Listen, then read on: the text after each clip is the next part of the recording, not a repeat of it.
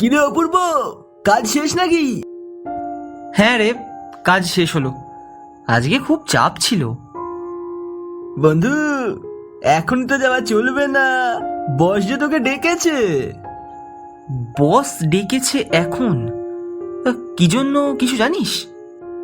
তা তো জানি না, তবে বিশেষ দরকার আছে মনে হচ্ছে। যা যা, তোকে তাড়াতাড়ি যেতে বললো, জলদি যা। আবার নতুন কিছু কাজ দেবে কিনা কে জানে।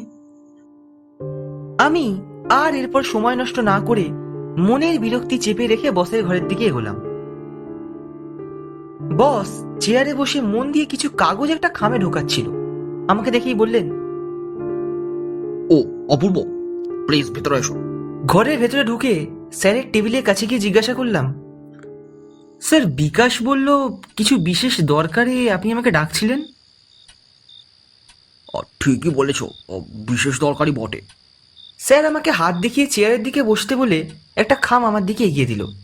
স্যার মাথাটা নিচু করে একটু বিষাদের সুরে বললেন, এটার মধ্যে একটা চেক আছে, এটা নিয়ে কালকে তোমাকে নকশিগঞ্জে যেতে হবে। চেক নিয়ে? আমি ঠিক বুঝলাম না স্যার।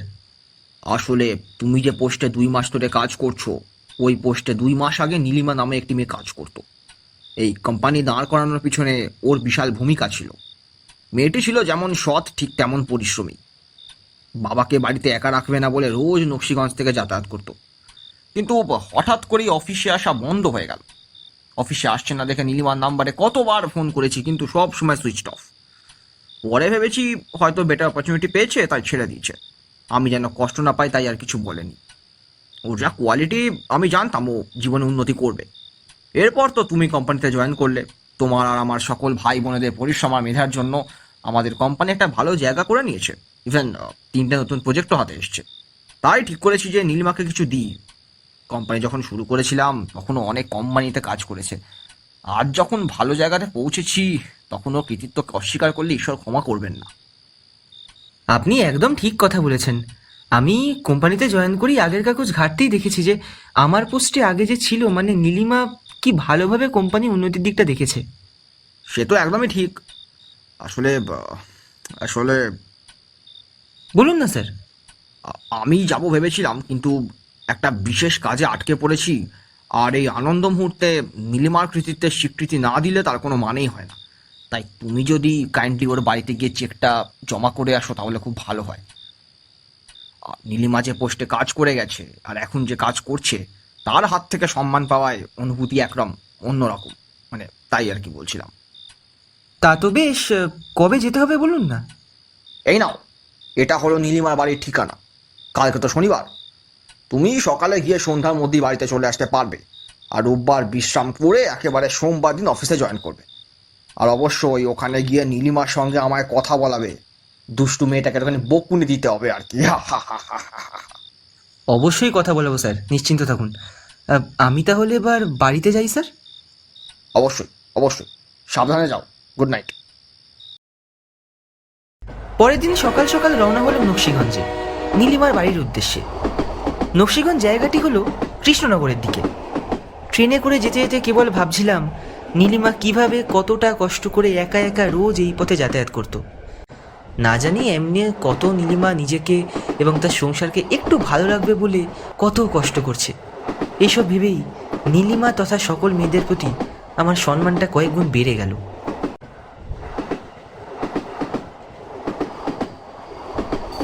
হঠাৎ ট্রেন একটি ফাঁকা মাঠের মাঝখানে দাঁড়িয়ে পড়ল।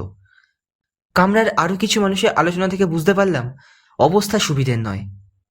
এই এক ঝামেলা, কবে যে এই লাইন পাতার কাজ শেষ হবে কে জানে। আরে ভাই, এই কারণে রোজ বাড়িতে পৌঁছতে পৌঁছতে দেরি হয়ে যায়। প্রায় 2 ঘন্টা পর ট্রেন ধীরে ধীরে চলতে শুরু করলো। আমি যখন নকশিগঞ্জে পৌঁছলাম তখন রাত 8টা। বুঝতে পারি আমার পুরো পরিকল্পনা মাটি হলো, মানে আজকে আর বাড়িতে ফেরা হবে না। স্টেশন থেকে বেরিয়ে দেখি গোটা 2 রিক্সা দাঁড়িয়ে আছে। দাদা, প্রভাস পল্লী যাবেন?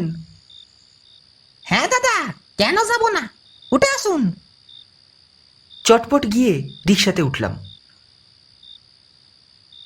রিক্সা চালক পেডেলে চাপ দিতে দিতে বলল, দাদা, আপনাকে এখানে নতুন মনে হচ্ছে। তা প্রভাস পল্লীতে কার বাড়িতে যাবেন বলুন না, একদম বাড়ির গেট অব্দি নামিয়ে দেব। তা দিলে তো খুব ভালোই হয়, মানে নতুন মানুষ, সেখানে পথঘাট তো চিনি না। তুমি আমাকে নীলিমা রায়ের বাড়িতে নামিয়ে দিও। ও আচ্ছা, ওর বাবার সঙ্গে দেখা করবেন বুঝি?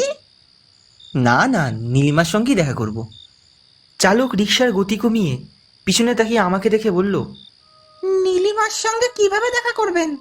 মৃত মানুষের সঙ্গে বা দেখা করা যায় নাকি?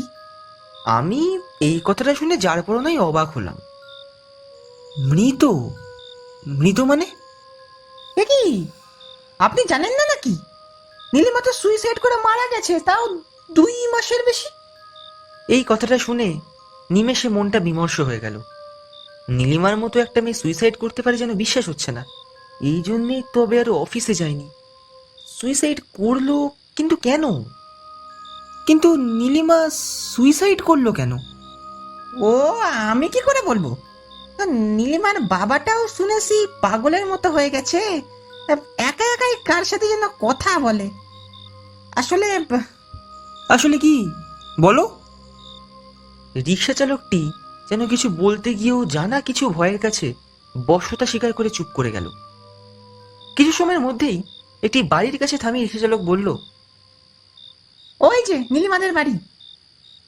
রিক্সার ভাড়া মিটিয়ে বাড়িটার দিকে একবার ভালো করে দেখে বুঝলাম এক সময় ছোট্ট ছিমছাম বাড়িটা যেন তার প্রাণকে হারিয়ে কেবল অস্থিসার দেহ নিয়ে কোনো মতে দাঁড়িয়ে আছে। এগিয়ে গিয়ে দরজা ধাক্কা দিলাম। একটি বয়স্ক লোক দরজা খুলে বাইরে বেরিয়ে এলেন। আপনি কে? ঠিক চিনলাম না তো। প্রথম দেখাতেই বয়স্ক মানুষটিকে দেখে বেশ খারাপ লাগলো। উস্কো খুস্কো চুল, খোঁচা দাড়ি, শরীরের প্রতি যে যত্ন নেয় না তা দেখলেই পরিষ্কার বোঝা যাচ্ছে। আসলে আমি কলকাতা থেকে আসছি, আপনার সঙ্গে একটু দরকার আছে, ভেতরে আসতে পারি? আসুন না। ঘরের ভেতরে ঢুকতেও ঘরের প্রতি অবহেলার ছাপ বোঝা গেল চারপাশে জমা পুরো ধুলোর আস্তরণ দেখে। আমাকে একটা চেয়ারে বসতে বলে লোকটি দাঁড়িয়ে রইলেন। আমি ব্যাগ থেকে খামটা বের করে লোকটির হাতে দিলাম। এটা কি? খুলে দেখুন, বুঝতে পারবেন। লোকটি খাম খুলে চেকের দিকে কিছু সময় চেয়ে থাকার পর জল ভরা চোখে জিজ্ঞাসু দৃষ্টিতে আমার দিকে তাকালো। এটা আপনার মেয়ের প্রাপ্য টাকা, মানে অফিসের কেউ তো জানতোই না যে নীলিমা সুইসাইড করেছে। না না, আমার মেয়ে সুইসাইড করেনি, ওকে খুন করা হয়েছে। মানে এ আপনি কি বলছেন? আমি ঠিক বলেছি। এখানকার পঞ্চায়েত প্রধানের ছেলে অনিকেত সোম আর তার 2 বন্ধু মিলে আমার মেয়েকে ধর্ষণ করে খুন করেছে। শুধুমাত্র প্রমাণের অভাবে ওরা আজও বাইরে ঘুরে বেড়াচ্ছে, আর সবাই ভাবে আমার মেয়েটা সুইসাইড করেছে। আপনি কি করে জানলেন যে ওরাই নীলিমাকে মেরেছে? নীলিমা নিজে আমাকে বলেছে। তার মানে? হয়তো সবার মতো তুমিও ভাবছো যে আমি পাগল, কিন্তু না, আমি পাগল নই। সত্যিটা জানতে চাইলে আজ রাতটা এখানে থাকতে হবে। আমিও মনে মনে ভাবছিলাম নীলিমা সুইসাইড করতে পারে না, আর ওর বাবার আচরণ দেখেও মনে হচ্ছে না যে ওনার কোনো মানসিক সমস্যা আছে। আর এমনিতেই যখন আজ রাত্রিবেলা বাড়িতে ফিরতে পারবো না, তাই রাতে থেকে দেখাই যাক না, উনি কি দেখাতে চান। রাত তখন অনেক গভীর। নীলিমার বাবার সঙ্গে অন্ধকার পথ ধরে এগিয়ে চললাম। আপনি এদিকে কোথায় যাচ্ছেন? আসুন আমার সাথে, সব বুঝতে পারবেন। আরো কিছুটা চলার পর একটি মাঠের কাছে উপস্থিত হলাম দুজনে। চারদিকে ঘন কালো অন্ধকারে ঢাকা। দূরে জঙ্গল থেকে ভেসে আসছে শিয়ালদের চিৎকার। বয়স্ক লোকটি মাঠের মাঝখানে দাঁড়িয়ে অন্ধকারে তাকিয়ে বলল, মা, আমি এসেছি তোর সাথে দেখা করতে, আয় আমার কাছে। এ মা, আয় আয় আমার কাছে। এমনভাবে 2-3 বার বলতেই ঘন অন্ধকার থেকে একটা ধোঁয়া দেখা দেয়, আর ধীরে ধীরে ধোঁয়াটা একটা চেহারার রূপ নেয়।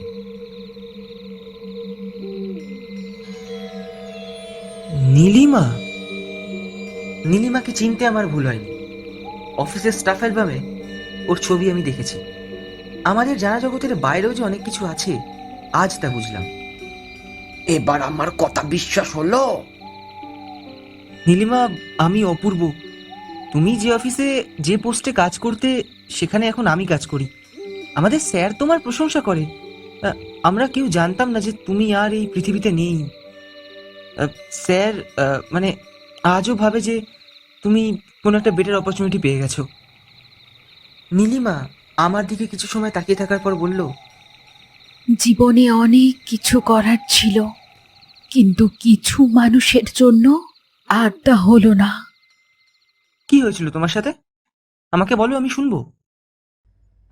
সেদিন অফিস থেকে ফিরতে বেশ অনেকটা রাত হয়ে গেছিল। শেষ ট্রেনে স্টেশনে নেমে বাড়ি ফিরছি। রাস্তার একপাশে বসে গ্রাম প্রধানের ছেলে অনিকেত আর ওর দুই বন্ধু মিলে নেশা করছিল। কে ফুলটুসে, কোত্থেকে ফিরছ? এদিকে শোনো না। আরে আমাকেও একটু সার্ভিস দিয়ে যাও। হ্যাঁ, আমাদেরও একটু সুযোগ দিয়েই দেখো, অনেক মজা দেব। তিনজন মিলে আমার রাস্তা আটকে দাঁড়ায়। সামনে থেকে সরে দাঁড়াও, যেতে দাও আমাকে। এমন সময় অনিকেত আমার হাত ধরে টানতে থাকে। রাগে আমি ওর গালে চড় মেরে দিই। সারা, এত বড় সাহস তোর, তুই আমার গায়ে হাত তুলিস? আজকেই তার বন্দোবস্ত করছি। এই তোরা দেখছিস কি? তোল এটাকে, মালটাকে নকশিগঞ্জের মাঠে নিয়ে চল।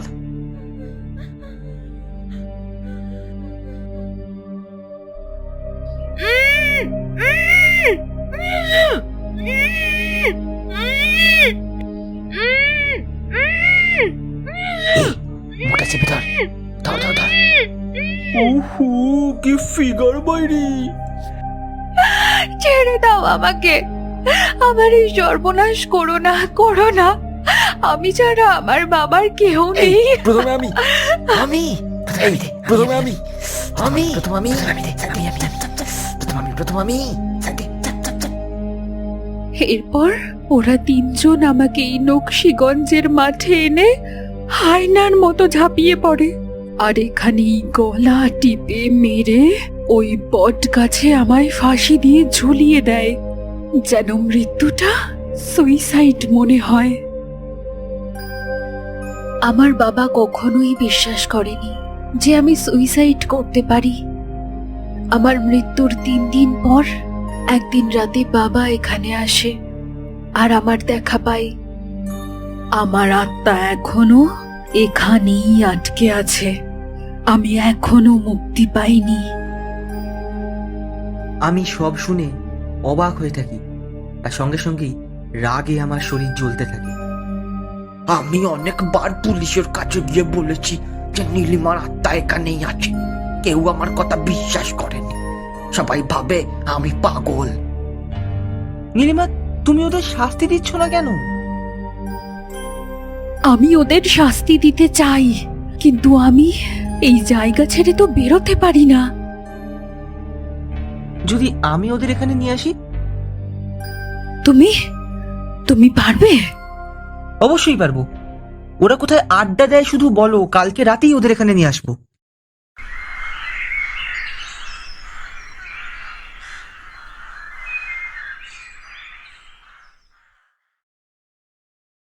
নীলিমার কথা মতো সেখানে গিয়ে উপস্থিত হলাম যেখানে সবাই আড্ডা দেয়।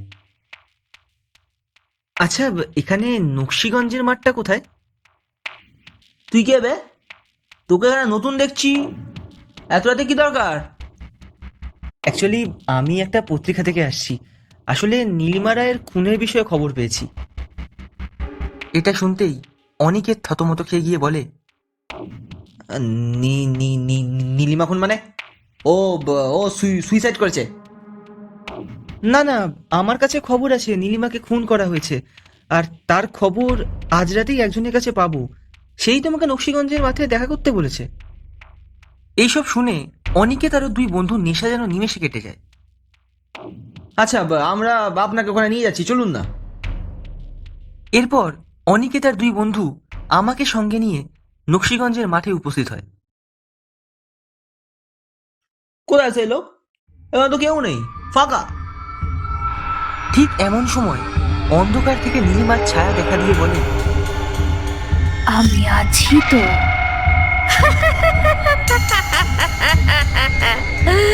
অনেকে তার ওর দুই বন্ধু নীলিমার ছায়া দেখে ভয়ে চিৎকার করে ওঠে। নীলিমা অদৃশ্য শক্তি বলে ওদের তিনজনের গলা চেপে ধরেছে। খুব কষ্ট হচ্ছে তো?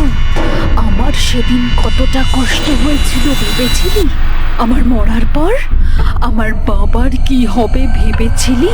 মেয়েরা কি কেবল ভোগের বস্তু ভেবেছিস? তাদের কি সম্মান দেওয়া যায় না?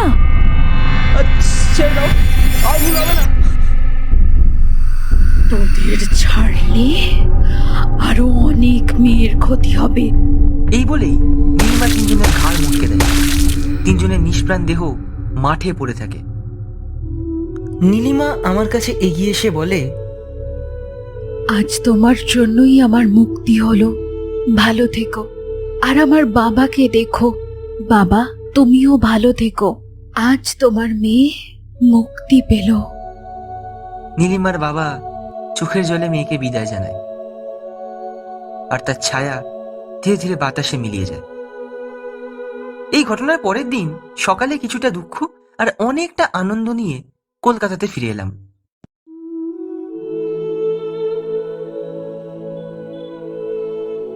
আমি ছাড়া আমার বাবার কেউ নেই।